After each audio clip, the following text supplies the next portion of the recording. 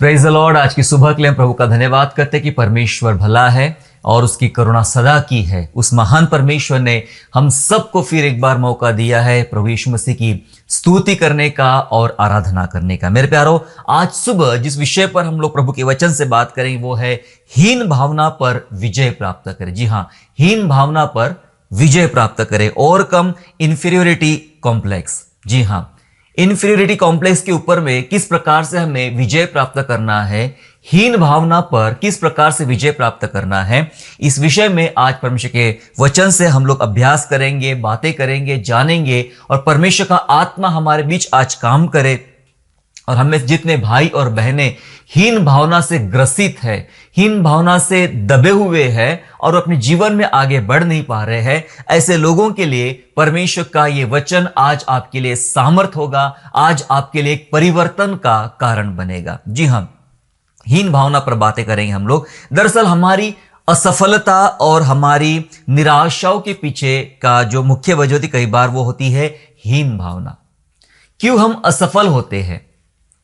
परमेश्वर ने कभी भी हमें इस प्रकार से असफल होने के लिए नहीं बुलाया है। अगर हम बाइबल को ध्यानपूर्वक समझे तो पता चलता है कि परमेश्वर अपने लोगों को उठाता है, तैयार करता है और उन्हें हर परिस्थिति में विजय प्राप्त करने का बल देता है। लेकिन कई बार जब हम असफलताओं से गुजरते, चाहे वो असफलता परिवार में हो, बिजनेस में हो, पढ़ाई में हो या अन्य किसी काम में हो, परिवार में हो, लेकिन कहीं ना कहीं अगर आप ध्यानपूर्वक सोचना समझना शुरू करें तो आपको यह समझ में आएगा कि कहीं ना कहीं उसके पीछे एक हीन भावना की बात है। हीन भावना की वजह से मैं अपने जीवन में कई प्रकार में असफलता प्राप्त कर रहा हूं, ऐसा आपको समझ में आएगा। कई प्रकार की निराशाएं भी है, आप विभिन्न प्रकार की निराशा में दबे हुए होते हैं और उन निराशाओं का कारण भी आपको पता चलेगा ये हीन भावना है। कहीं ना कहीं मेरे अंदर इंफीरियोरिटी कॉम्प्लेक्स की वजह से ही मैं निराशा में जा रहा हूं, निराशा के समंदर में जा रहा हूं। मैं आपको बताना चाहता हूं, हम कमजोर हो सकते हैं लेकिन अयोग्य नहीं। हालेलुया। हम कमजोर हो सकते हैं लेकिन अयोग्य नहीं। परमेश्वर ने हमें योग्यताओं के साथ बनाया है। जी हां, हम कमजोर हो सकते हैं, आप निर्बल हो सकते हैं, आपको प्रॉपर कुछ काम करना नहीं आता होगा, आप किसी किसी विषय में किसी किसी बातों में कमजोर होगे। इसका यह मतलब नहीं होता है कि आप बहुत अयोग्य हैं, आप जीवन में कभी कुछ नहीं कर सकते या आपके लिए कुछ रखा ही नहीं है, ऐसा नहीं हो सकता। इसलिए मैंने कहा हम कमजोर हो सकते हैं लेकिन अयोग्य नहीं, क्योंकि परमेश्वर ने जब सृष्टि की रचना किया और सृष्टि में हम सबको बनाया है तो हमें योग्यताओं के साथ बनाया है। जी हां, हम सब के अंदर परमेश्वर ने योग्यता दिया है। भले आप बहुत छोटे होंगे, छोटे बैकग्राउंड से है, एक ऐसे गांव से जहां आपको कोई जानता नहीं है, या ऐसे शहर से जहां वो बहुत पिछड़ा शहर है, कुछ भी बातें हो सकती है आपके साथ में। आपकी भाषा, आपका एजुकेशन, आपकी कद ऊंचाई, आपका आर्थिक बैकग्राउंड, कुछ भी हो सकता है। ये कमजोरियां होगी लेकिन इसका यह मतलब नहीं कि यह अयोग्यता होगी। परमेश्वर ने योग्यताओं के साथ बनाया है और परमेश्वर आपको और मुझे हर प्रकार से योग्य बनाना चाहता है। यही वो हीन भावना होती है जो आपको कमजोर कर देती है, आपको डाउन कर देती है, आपको उठने नहीं देती है, आपके अंदर असफलताओं का निर्माण करती है, आपके अंदर बुराइयों का और निराशाओं का निर्माण करती है। इसलिए जरूरी है आज इस विषय को हमारे लिए समझना कि कैसे हम हीन भावना पर विजय प्राप्त कर सकते हैं और हीन भावना क्या होती है। मेरे साथ निकालेंगे दूसरा कुरिन्थियों अध्याय 11 और वचन 5 और 6। Second Corinthians chapter 11 and verse 5 and verse 6, जहां इस प्रकार से लिखा गया है। दूसरा कुरिन्थियों के 11 अध्याय के 5 और 6 वचन इस प्रकार से कहता है, मैं तो समझता हूं कि मैं किसी बात में बड़े से बड़े प्रेरितों से कम नहीं हूं। यदि मैं वक्तव्य में अनाड़ी हूं तो भी ज्ञान में नहीं, वरन हमने इसको हर बात में सब पर तुम्हारे लिए प्रकट किया है। क्या कहता है परमेश्वर का वचन? दरअसल पौलुस कुरिन्थियों की कलीसिया को दूसरी पत्री लिख रहा है, दूसरी पत्री लिख रहा है। अब आपको थोड़ा इसके पीछे की बैकग्राउंड पृष्ठभूमि समझना पड़ेगा कि क्या क्यों ऐसी बातें यहां पर हो रही है। पौलुस ने जब पहला कुरिन्थियों की पत्री लिखा तो कुरिन्थियों में आपको पता है अलग अलग प्रकार के भाषाओं के वहां पर पाठशाला थी, इंटरनेशनल बिजनेस सेंटर था कुरिन्थियो, और लोग बहुत ज्यादा आधुनिक थे, पढ़े लिखे थे, और बहुत सारी बातों पर जल्दी से विश्वास नहीं करते थे।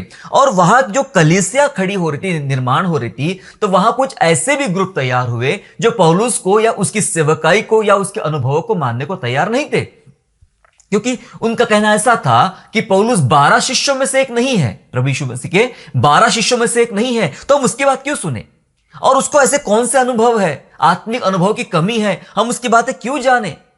तो इन सब बातों को ध्यान रखते हुए पौलुस ने दूसरा कुरिन्थियों की पत्री लिखी, और जब आप दूसरे कुरिन्थियों को पढ़ते हो समझ में आएगा कि दूसरे कुरिन्थियों में पौलुस ने बहुत सारे से आत्मिक अनुभव लिखे हैं जो उसके साथ हुए थे।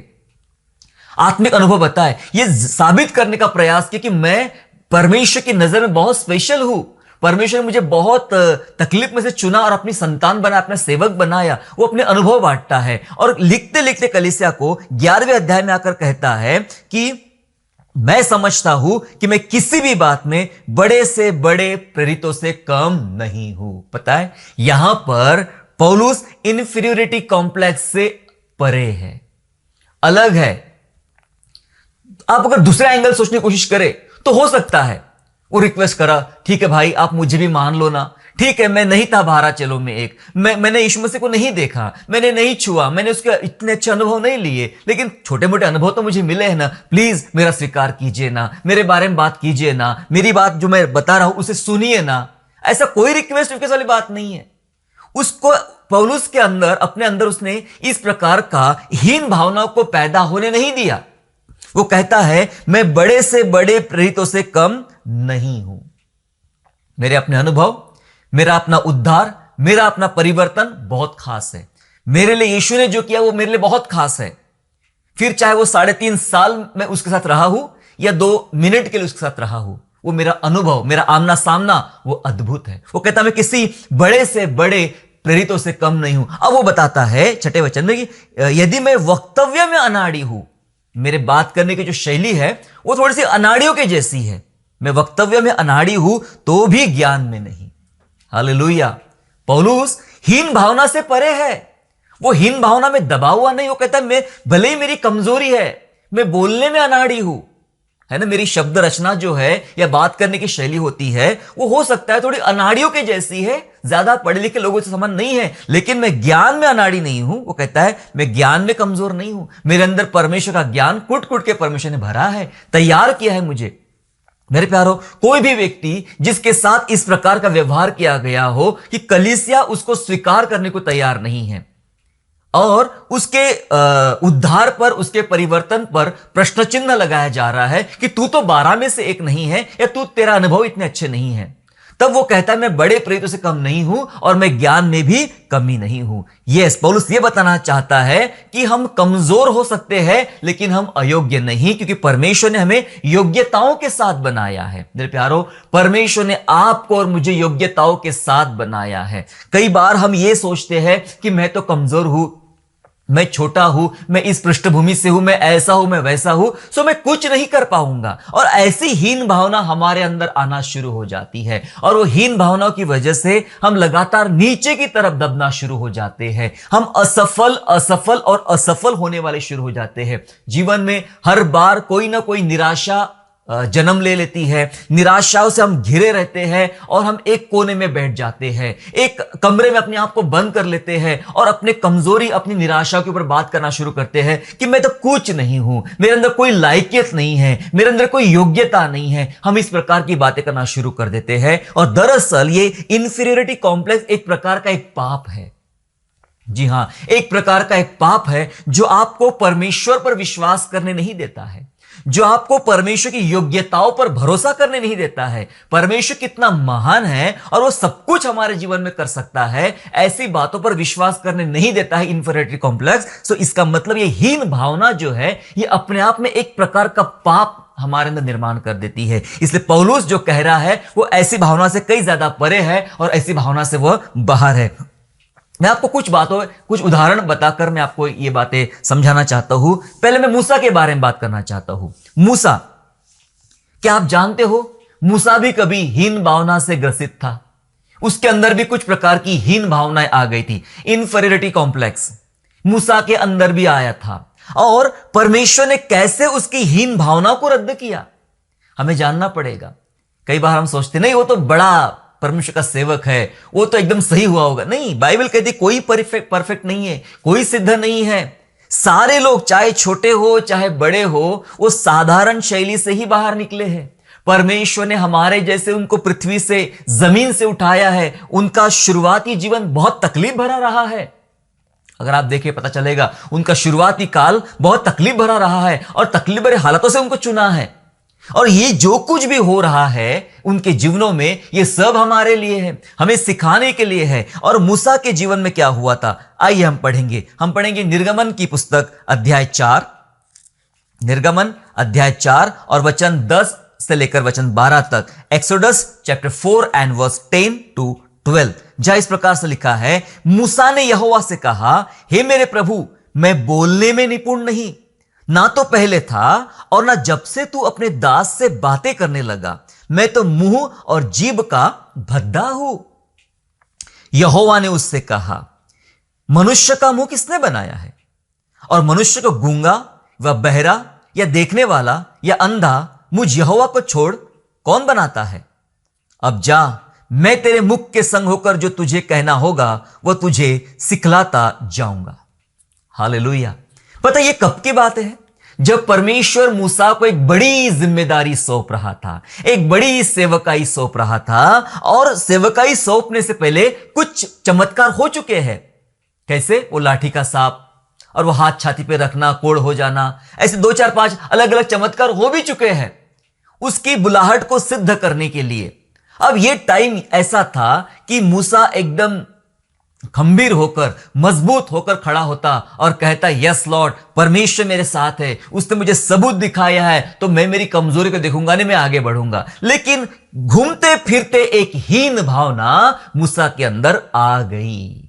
वो एक बहुत बड़ा अगुआ था, इजराइल की बड़ी सेवकाई अब करने वाला था, लेकिन एक हीन भावना, मैं आपको बताना चाहता हूं, हीन भावना किसी को भी घेर सकती है। छोटे से छोटे व्यक्ति को, पढ़े लिखे व्यक्ति को, धनवान व्यक्ति को, गरीब व्यक्ति को, सुंदर व्यक्ति को या सामान्य, किसी को भी हीन भावना किसी को भी घेर सकती है।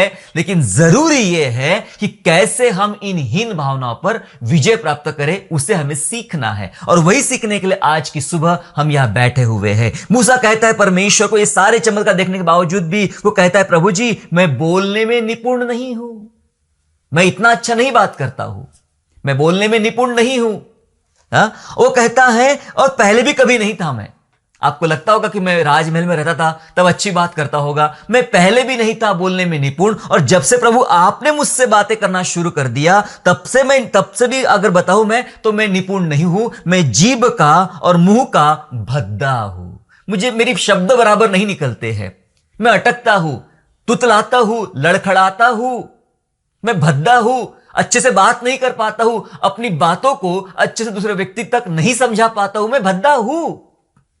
उसके अंदर हीन भावना आ गई। दरअसल वो ये कहना चाह रहा है कि मैं ये सब में मेरी कमजोरियां है, और शायद ही मैं आपके इतनी बड़ी जिम्मेदारी में निभा पाऊंगा, इतनी बड़ी मैं सेवा आपकी कर पाऊंगा, मेरे अंदर ये बहुत सारी कमजोरियां है। तब परमेश्वर जवाब देता है कि मनुष्य का मुंह किसने बनाया है, उसे गूंगा, बहरा, जो भी है, अंधा, वो कौन बनाता है, वो परमेश्वर के अलावा कोई नहीं है। इसलिए प्रभु कहता है, जा, मैं तुझसे कहता हूं, जा, मैं तेरे मुख के संग होकर तुझे जो कहना होगा सिखलाता जाऊंगा। परमेश्वर कह रहा है, मैं तुझे सिखाता जाऊंगा। जी हां, सिखाता जाऊंगा। प्रभु बात कर रहा है, मैं तुझे सिखाऊंगा, तुझे घबराने की जरूरत नहीं है, मैं तेरे साथ हूं, मैं तेरे मुख के संग होकर बात करूंगा। प्यारो, हीन भावना परमेश्वर पर विश्वास करने नहीं देती है।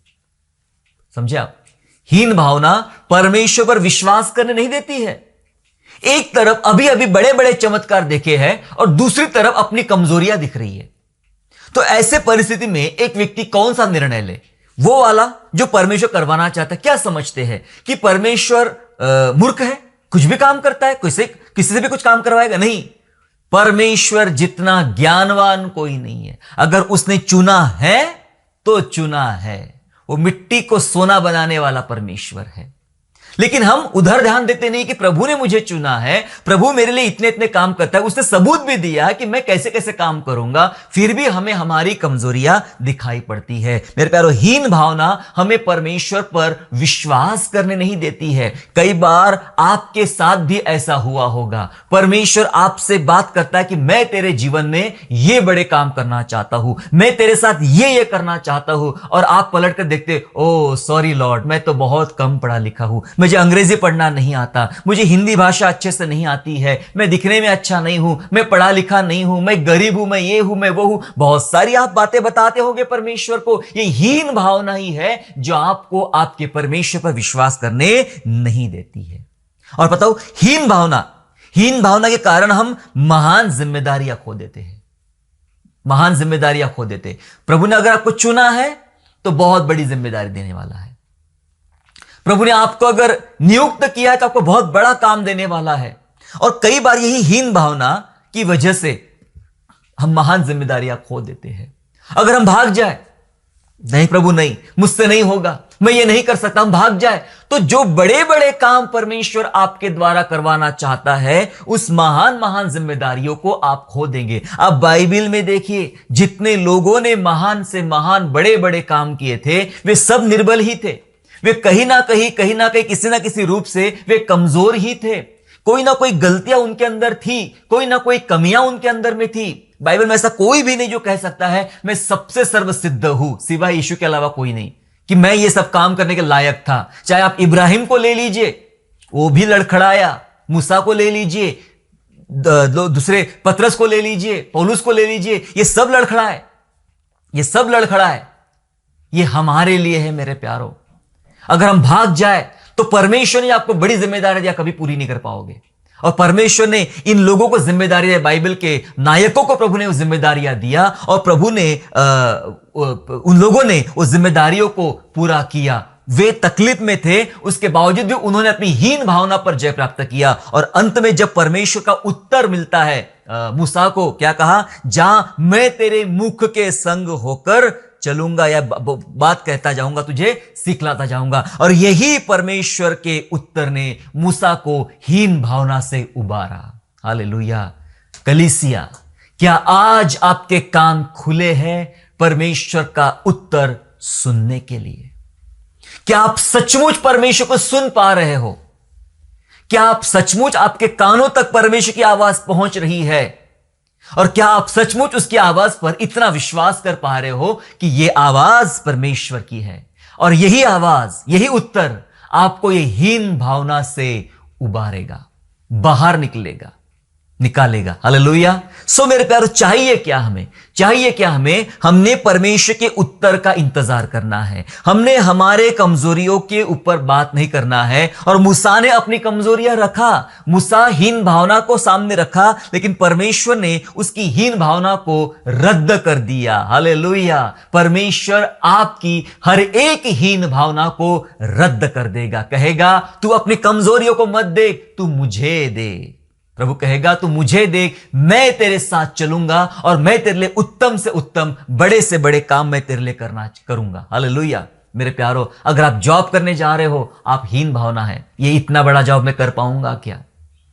इतिहास के पन्ने पलट कर देखिए, पता चलेगा कि जो बड़े बड़े ओंधे पर पहुंचे हैं, वे बहुत निर्बल थे, वे बहुत कमजोर थे। हालेलुया। अगर आप अपने जॉब के बारे में, अपने पढ़ाई के बारे में, अपने परिवार के बारे में, अपने वैवाहिक जीवन के बारे में अगर इस प्रकार की हीन भावना से आप ग्रसित हो, तो परमेश्वर का वचन आज आपके लिए है। और वचन बात करता है कि वचन कहता है, मत डर, मैं तेरे साथ होकर चलूंगा, करने वाला तू नहीं रहेगा, करने वाला मैं रहूंगा। अपनी हीन भावना पर मेरे वचन के अनुसार या मेरे उत्तर के अनुसार विजय प्राप्त कर ले। हालेलुया। इसलिए पौलुस कह रहा था कि मैं बोलने में अनाड़ी हो सकता हूं, ज्ञान में नहीं। वो हीन भावना से ग्रसित नहीं था, इन सब बातों से बाहर था। वो कहता, मैं बड़े से बड़े प्रेरितों से भी कम नहीं हूं।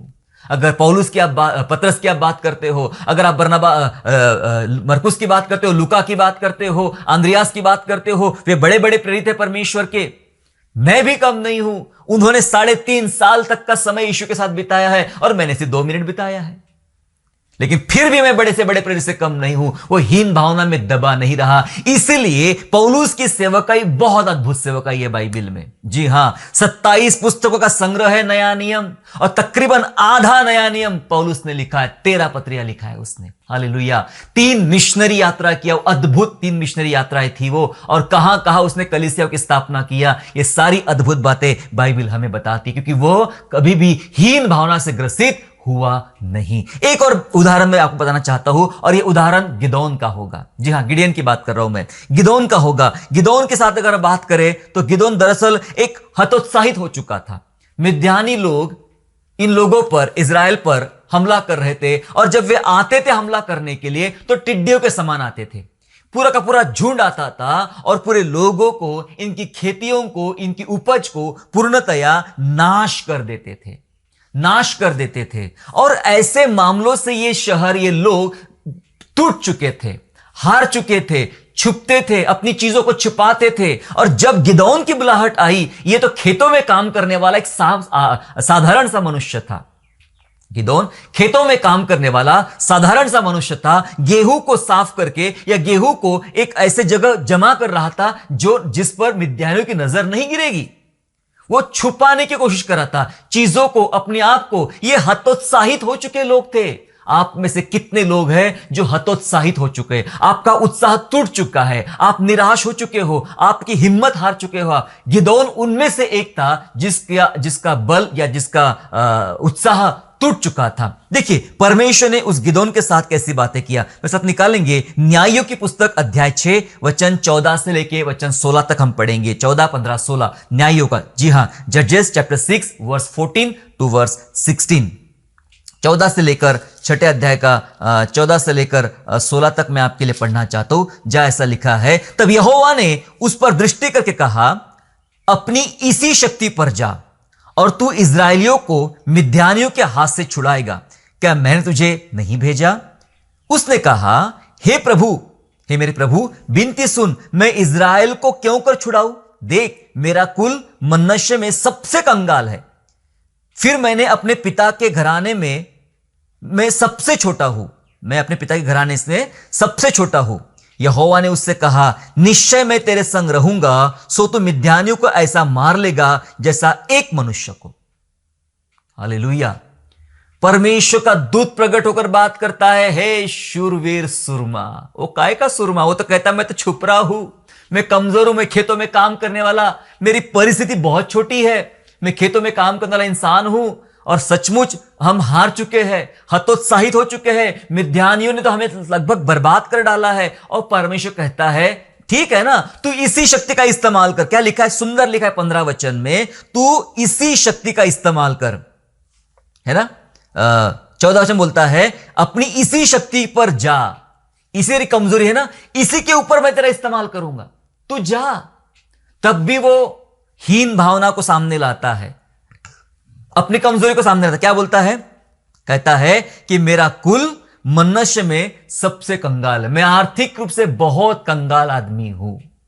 तो कैसे मैं इजरायलियों को छुड़ा पाऊंगा? आप में से बहुत सारे लोग यही तो बात करते हैं। जब भी परमेश्वर आपसे बड़े काम करवाना चाहता है, आपकी नजर आपके जेब पर जाती है।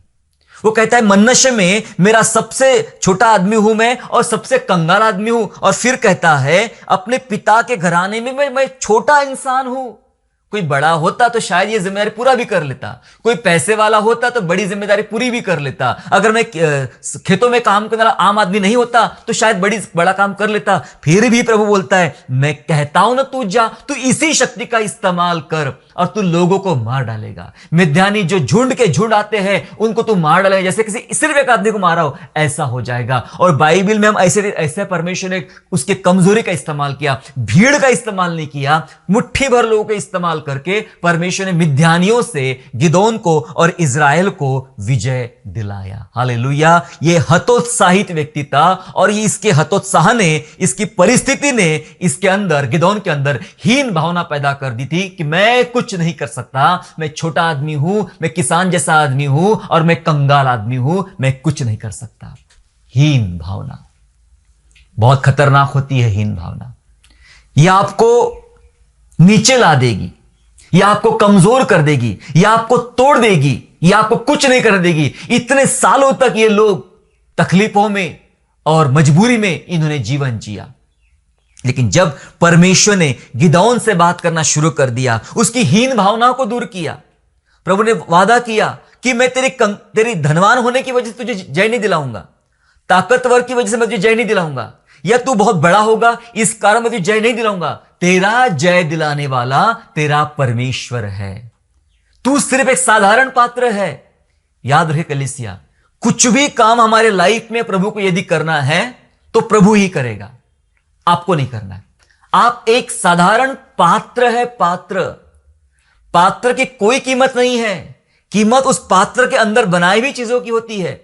पुराने जमाने में मिट्टी के बर्तन में सब्जी बनाई जाती थी या मिठाइयां बनाई जाती थी, है ना। मिट्टी का पात्र क्या है, 10 रुपए का मिलेगा, बाजार में जाओ 10 रुपए का मिलेगा मिट्टी का पात्र। लेकिन उसके अंदर जो पकवान बनाए गए हैं वो बहुत मूल्यवान है, वो बहुत कीमती है। तो पात्र की कीमत नहीं है, पात्र के अंदर जो वस्तु है उसकी कीमत है।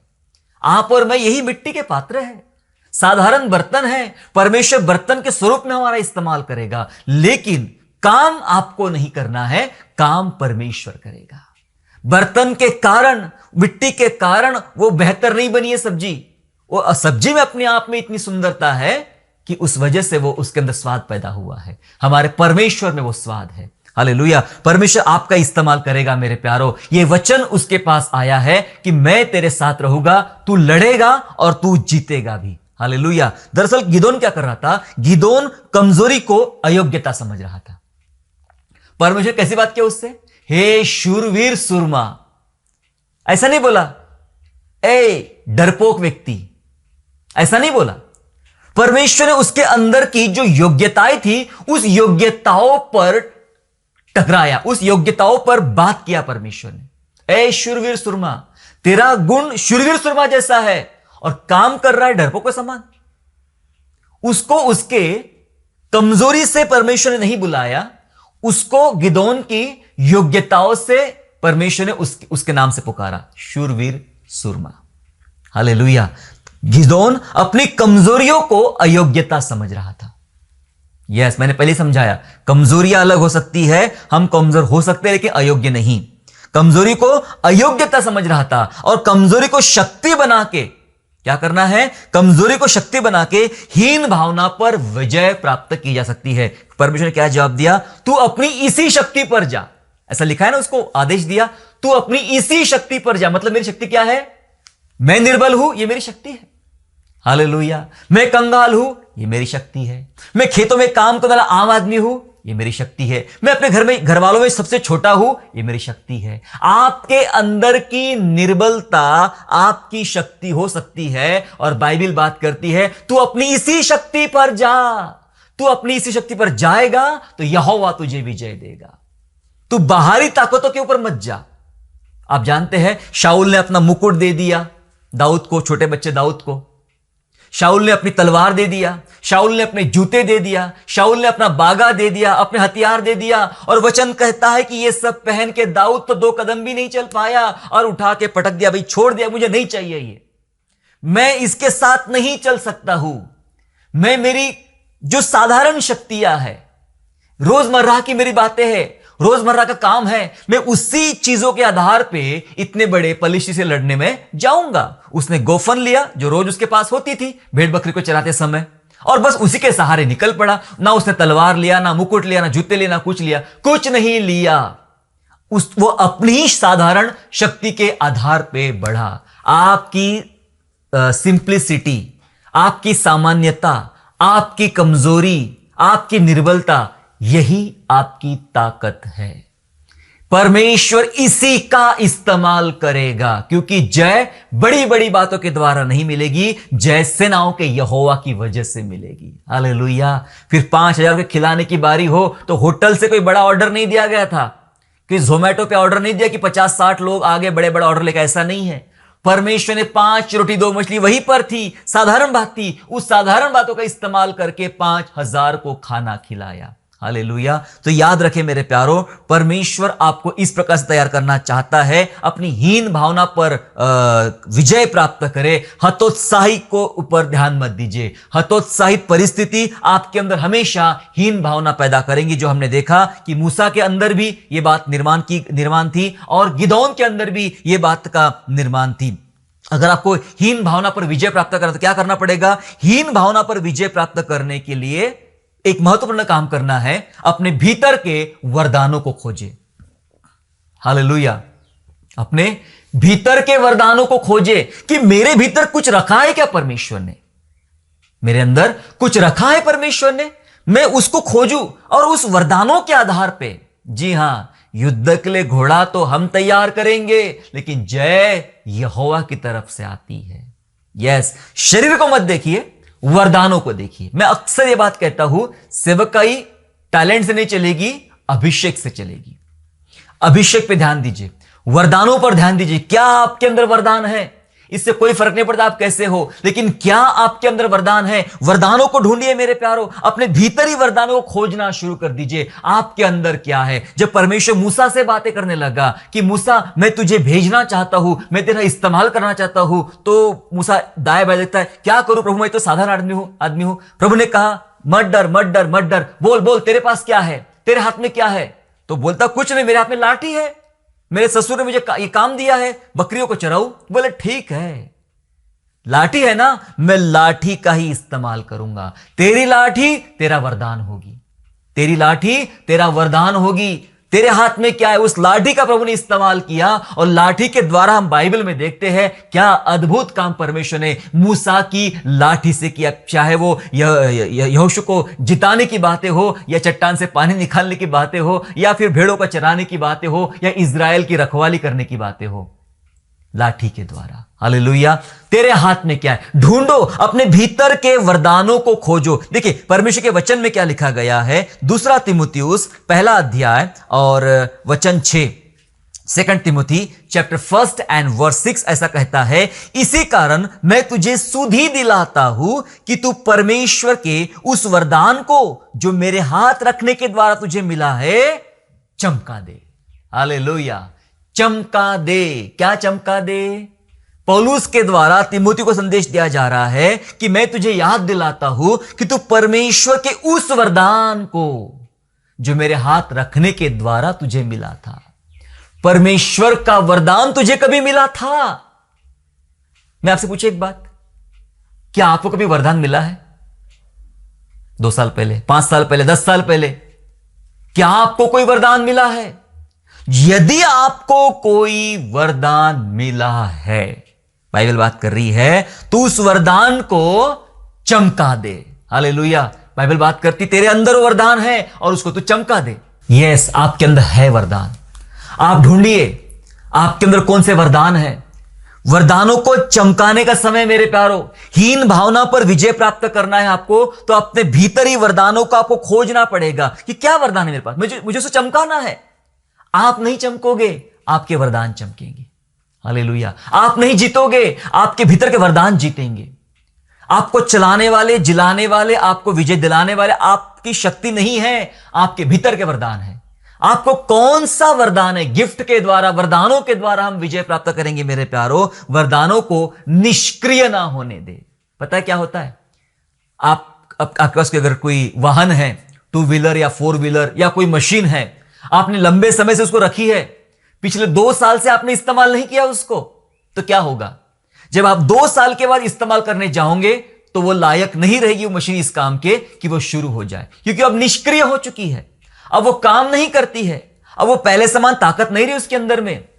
होती थी अगर प्रतिदिन उसको चलाया जाता था, ताकत होती थी यदि हर दिन उसका इस्तेमाल किया जाता था। आपके अंदर परमेश्वर ने 2 साल पहले, 5 साल पहले, 10 साल पहले वरदान दिया है, क्योंकि कलीसिया वरदानों से भरी हुई होती है। बिना वरदान की कलीसिया नहीं होती है। और आपको और मुझे परमेश्वर ने वरदान दिए हैं। हर एक के पास विभिन्न प्रकार के वरदान हैं। अलग अलग व्यक्ति के पास अलग अलग वरदान हैं। किसी एक के पास सारे वरदान होना ऐसा नहीं है। सबके पास अलग अलग वरदान परमेश्वर दिया है। अपने वरदान को खोजे कि मेरे पास कौन सा वरदान है। अगर आप नहीं खोज रहे हो, अगर आपने नहीं उसका इस्तेमाल किया और उसी वजह से आपको हीन भावना से आप भरे हुए हैं, कमजोरियां देख रहे हैं, निर्बलताओं को देख रहे हैं, मैं नहीं कर सकता, आप नकारात्मक बातों की तरफ आगे बढ़ रहे हैं, हीन भावना आपको दबा रही है, तो इसका मतलब यह है जो वरदान आपके अंदर में थे अब वो निष्क्रिय हो रहे हैं, काम नहीं कर रहे हैं। निष्क्रिय होने ना दे, अपने अंदर झांके, मेरे अंदर कौन से वरदान है, वचन कहता है उसे तू चमका दे। ये टाइम आ चुका है अब कलीसिया का कि कलीसिया के पास जो वरदान है वो अपनी हीन भावना के ऊपर विजय प्राप्त करने के लिए आओ उस वरदानों को चमका दे। हालेलुया। मैं बताना चाहता हूं हमारी कमियां हमारी बुलाहट को नहीं बदल सकती है। कमियों को देखते हम लोग, हर बार कमियों को देखते हैं, हर बार कुछ भी काम करने की बारी आई, चाहे सेवकाई में चाहे संसार में, तो हम कमियों को देखते हैं। और हमारी कमियां, याद रखें, हमारी कमियां हमारी बुलाहट को नहीं बदल सकती है। मतलब ठीक है भाई, आपका चुनाव इस बात के लिए हुआ था, तो आप तो बहुत कमजोर है, तो ठीक है आप ये मत कर लो, आप ऐसा ही कुछ कर लो, छोटा मोटा ही काम कर लो। नहीं, आपकी कमियां आपकी बुलाहट को नहीं बदल सकती है। आपकी बुलाहट जो है सो है, उसे नहीं बदला जा सकता है। बाइबल में एलीशा के बारे में है, एलीशा तो मर चुका था, साल भर उसकी लाश को रखे हुए हो गया था, शायद उससे ज्यादा समय हो गया था, और उसके बाद उसके कब्र में दूसरे किसी को रख दिया गया, तो वो जिंदा होकर बाहर निकल गया। समझे, सेवक मर गया, सेवक का वरदान नहीं मरा, सेवक का वरदान नहीं मरा, आज भी काम करा है। वो मुर्दा लाश, वो सड़ी हुई लाश, वो कब्र में भी वो चमत्कार हो रहा है। इसका मतलब यह है मेरे प्यारों, आपकी कमियां आपकी बुलाहट को नहीं बदल सकती। ये मत सोचा तो मर चुका है, ये सड़ी हुई कब्र है, सड़ी हुई लाश है, किसी काम की नहीं, बुलाहट नहीं बदल सकती है। अगर आपके दिमाग में ये बातें आ रही है कि मेरे अंदर की कमियां मेरी बुलाहट को कम कर रही है, मतलब कि मेरी जो अच्छाइयां है तो मुझे बड़ा काम मिलेगा, मेरी कमियां हैं तो छोटा काम मिलेगा, बिल्कुल भी नहीं। मैं आपको इस भावना को आज बदलने की बात कर रहा हूं। बदल दीजिए इस हीन भावना को। ऐसा काम परमेश्वर नहीं करता है। पढ़ेंगे मेरे साथ में, यिर्मयाह नबी की पुस्तक में चले। यिर्मयाह नबी की पुस्तक पहला अध्याय, यिर्मयाह नबी की पुस्तक पहला अध्याय वचन 5, 6, 7। जरमाया चैप्टर 1 एंड वर्स 5, 6 एंड 7, जहां ऐसा लिखा गया है, गर्भ में रचने से पहले ही मैंने तुझ पर चित्त लगाया है, और उत्पन्न होने से पहले ही मैंने तुझे अभिषेक किया। मैंने तुझे जातियों का भविष्यवक्ता ठहराया। तब मैंने कहा, हाय प्रभु यहोवा, देख मैं तो बोलना ही नहीं जानता, क्योंकि मैं लड़का ही हूं। परंतु यहोवा ने मुझसे कहा, मत कहे कि मैं लड़का हूं, क्योंकि जिस किसी के पास मैं तुझे भेजूं वहां तू जाएगा, और जो कुछ मैं तुझे आज्ञा दूं वही तू कहेगा। हालेलुया। परमेश्वर बात कर रहा है यिर्मयाह नबी से, और यिर्मयाह नबी की बुलाहट कब आई थी? जब वह बालक था, जब वह बच्चा था, किशोर अवस्था में था। ऐसे अवस्था में परमेश्वर ने उसको बुलाहट दिया। बुलाहट जब दिया तो उसने क्या कहा? मैं तो बच्चा हूं, मेरी बोलने की शैली, मेरा समझने का काम एकदम बच्चों समान है, मैं कैसे तेरा काम करूंगा? ये मेरी कमियां हैं। ऐसा करो प्रभु, 10 साल के बाद आना, 10 साल के बाद मैं थोड़ा जवान हो जाऊंगा, पढ़ा लिखा हो जाऊंगा, ताकतवर बन जाऊंगा, थोड़ा जिम वगैरह जाऊंगा, तब मैं आपकी सेवा करूंगा, तब आपके बारे में अच्छा भविष्यवक्ता बनूंगा। प्रभु बोलता है, नहीं, तू आज देख रहा है अपने आप को, तू छोटा बच्चा देख रहा है अपने आप को। मैं इस छोटे बच्चे को देखकर बात नहीं कर रहा हूं, मैं जो बात कर रहा हूं वो पहले वाले वचन है, 5वें वचन में, जब तू पैदा भी नहीं हुआ था। ये मेरी बुलाहट तेरे लिए ये बचपन में नहीं है, ये किशोर अवस्था में नहीं है। मेरी बुलाहट तेरे लिए जब तू पैदा भी नहीं हुआ था ना, तब से तेरे लिए बुलाहट है। हालेलुया। समझ रहे आप? कमियों को मत देखिए, कमियां बुलाहट को बदल नहीं सकती है। लिखा है, गर्भ में रचने से पहले मैंने तुझ पर चित्त लगाया है। तेरी मां की कोख में भी तू बना नहीं था, तब से मैंने तुझे चित्त लगाया है, तब से मैंने तेरा अभिषेक किया है, और मैंने तब से ही, जब तू मां की कोख में पैदा हो रहा था, तब से ही तू जातियों का भविष्यवक्ता होगा, यह पहले से डिक्लेयर था मेरी तरफ से। हालेलुया। और तू कहता है मैं बच्चा हूं? यही कह रहे हम लोग, हम भी यही कहते हैं। हमारी कमियां की वजह से हम बुलाहट को बदलने की बात करते हैं। मैं छोटा आदमी हूं, मुझे छोटा काम दे दो, मैं ज्यादा पढ़ा लिखा नहीं हूं, मुझे काम दे दो। परमेश्वर के हाथ में पड़ोगे तो अनपढ़ लोगों को, अंगूठा छाप लोगों को, नाक बहने वाले बच्चों का परमेश्वर बहुत ऐसे इस्तेमाल कर सकता है। हालेलुया। क्योंकि आपकी कमियां आपकी बुलाहट को नहीं बदल सकती है। याद रखिए सबसे पहला काम कि आपकी बुलाहट क्या है, परमेश्वर ने आपको कैसे चुना है और परमेश्वर ने आपको क्यों चुना है। प्रभु ने कहा मैं तुझे जातियों का भविष्यवक्ता बनाता हूं। हालेलुया। हीन भावना पर विजय प्राप्त करें मेरे प्यारो। परमेश्वर नहीं चाहता कि आप हीन भावना से ग्रसित रहे और उस हीन भावना की वजह से आप हमेशा हमेशा असफल या निराश रहे। अंतिम वचन बता के खत्म करना चाहता हूं। यह बात हमें बताती कि निर्बलता, अगर हम बार बार इस बात को देख रहे हैं, कमजोरी कमजोरी, निर्बलता निर्बलता, सो निर्बलता को अगर हम आत्मिक दृष्टिकोण से देखें तो यह आनंद का विषय है। आत्मिक दृष्टिकोण से निर्बलता आनंद का विषय है और मैं चाहता हूं इसी में मगन रहे, इस निर्बलता में मगन रहे, इस कमजोरियों में मगन रहे। मेरे साथ निकालेंगे दूसरा कुरिन्थियों अध्याय 12 वचन 9 और 10। 2 Corinthians chapter 12 and verse 9 and verse 10, जहां ऐसा लिखा गया है, और उसने मुझसे कहा मेरा अनुग्रह तेरे लिए बहुत है। अब सुनिए ध्यान से, क्योंकि मेरी सामर्थ निर्बलता में सिद्ध होती है, इसलिए मैं बड़े आनंद से अपनी निर्बलताओं पर घमंड करूंगा कि मसीह की सामर्थ मुझ पर छाया करती है। इस कारण मैं मसीह के लिए निर्बलताओं और निंदाओं में और दरिद्रता में और उपद्रवों में और संकटों में प्रसन्न हूं, क्योंकि जब मैं निर्बल होता हूं तभी बलवंत होता हूं। हालेलुया। क्या सुंदर बात बता रहा परमेश्वर का वचन। पौलुस कहता है कि प्रभु ने मुझसे कहा कि मेरी सामर्थ निर्बलता में सिद्ध होती है। परमेश्वर बात कर रहा है कि मेरी शक्ति को महसूस करना है तो उसके लिए तुझे कमजोर पड़ना पड़ेगा। हालेलुया। चंगाई को महसूस करना है तो क्या करना पड़ेगा? एक चंगा इंसान चंगाई को कैसे महसूस करे, है ना प्रश्न। एक धनवान इंसान अमीरी को कैसे महसूस करे? चंगाई को महसूस करना तो क्या करना पड़ेगा? बीमार बनना पड़ेगा। और बीमार को ही पूछो चंगाई क्या होती है। जिसने बीमारी के बिस्तर में महीनों बिताए हैं उसी को पता है चंगाई क्या है। अगर चंगाई को महसूस करना है तो बीमारी को देखना पड़ेगा। अमीरी को महसूस करना है तो गरीबी के हालात को महसूस करना पड़ेगा। और वैसे ही परमेश्वर के सामर्थ को महसूस करना है तो निर्बलता में आना पड़ेगा, निर्बलता को महसूस करना पड़ेगा। परमेश्वर कहता है मेरी सामर्थ कब एक्टिवेट होती है? जब निर्बल तुम हो जाते हो। तुम्हारी निर्बलता में, लिखा है वचन में, निर्बलता में मेरी सामर्थ सिद्ध होती है। और इसलिए पौलुस कहता है मैं बड़े आनंद से अपनी निर्बलता पे घमंड करूंगा। हालेलुया। आपको हीन भावना नहीं रखना है, मैं तो कमजोर हूं, मैं निर्बल हूं, मैं गरीब हूं, मैं अनपढ़ हूं। नहीं, वचन कह रहा है मैं अपनी कमजोरियों पर घमंड करूंगा। जैसा हूं वैसा हूं, मुझे परमेश्वर ने ऐसा ही बनाया है तो मैं क्या करूं? घमंड करो। आप सावले हो, घमंड करो, यस मैं सावला हूं, परमेश्वर का फेवरेट। Praise the Lord. आप नाटे हो, घमंड करो, मैं नाटा हूं, परमेश्वर का favourite. Praise the Lord. Hallelujah. आप काला है, आपका रंग काला है तो बहुत बढ़िया है। कहो प्रभु मैं तो बहुत सुंदर हूं, ब्लैक ब्यूटी हूं, मैं सुंदर हूं।